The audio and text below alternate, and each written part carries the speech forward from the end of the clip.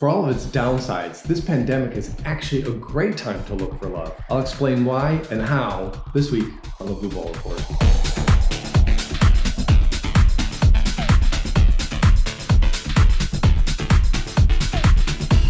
Welcome to the Blue Ball Report. I'm your host, Digger. If you want to empower your Eros for making love transcendent, then hit the subscribe button for weekly wisdom. It's hard times in this current pandemic, especially for those of us without a romantic partner to ground us and fulfill our emotional, tactile, and sexual needs. If you're just looking for sex, that's totally cool. I have a different video for you. I'll link above. Because today we're going to talk about dating and love and how this pandemic is making conditions that in some ways are actually ideal for that. Why?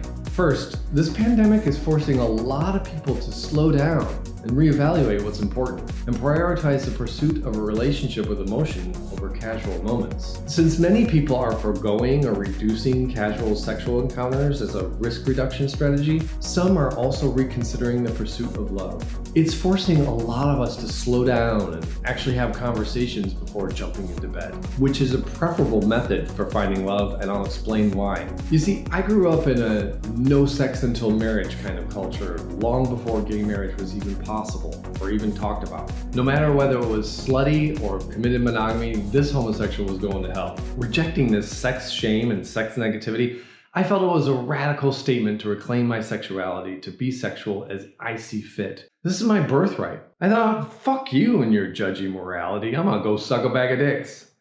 We're men. We can have sex without attachment, without emotions. I don't have to save my sexuality for our wedding banquet. I can enjoy a McDonald's drive-thru of casual sex without it diminishing my ability to appreciate the fine dining of lovemaking. One does not diminish the other, and I still kind of believe that. With my newfound sexual liberation, I did as I wished, and that worked out. Mostly.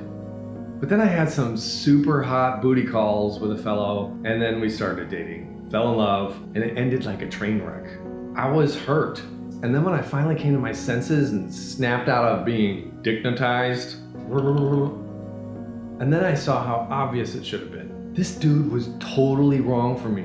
What the hell was I thinking? Well, the truth is, I wasn't thinking straight at all. I was intoxicated by the hormones, great sexual chemistry that clouded my judgment and blinded me to the obvious incompatibility. I was officially woody whipped. My friends saw it, but didn't say a thing until we broke up. They're like, I never did like that guy, but I thought you must see something I don't. I'm like, yeah, ass. After a few times of this happening, I realized, lead with your dick and you get dick whipped. Instead of hearing no sex until marriage when I was growing up, I wish I'd heard respect the power of sex. It can improve your life and it can ruin it. Beware the bewitching power of amazing sex. Don't get DICKNOTIZED.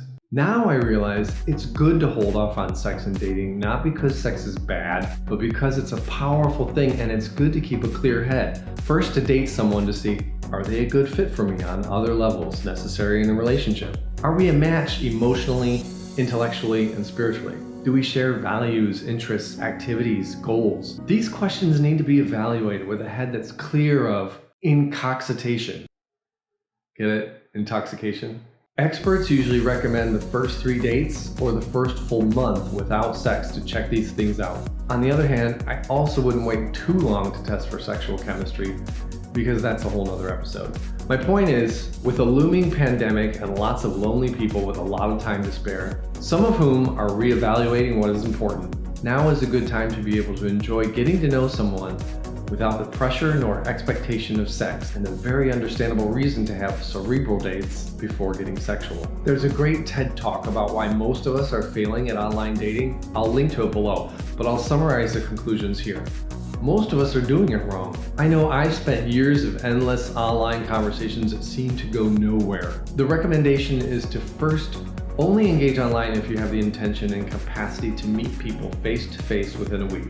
Otherwise, wait till that's possible. Try 2 conversations on the platform. When I say platform, I mean like Grindr or Scruff or wherever you met. And inviting him to meet on the phone or even better, FaceTime at an agreeable time. Planning ahead is best. Then you have 2 conversations off the platform. These are live conversations on the telephone or even better via Zoom, FaceTime, because body language conveys so much. Delayed conversations by messages, text, email are problematic and can lead to all sorts of toxic assumptions, so I highly recommend live conversations with voice and, if possible, video. Then, within the first week, your first of 2 socially distant dates. Meet face-to-face within 1 week of meeting online to keep up the momentum and avoid losing steam. Take a socially distant walk or hike, have a socially distant picnic, go eat a meal at a separate outdoor tables through the plexiglass, and talk to each other on your phone via headsets.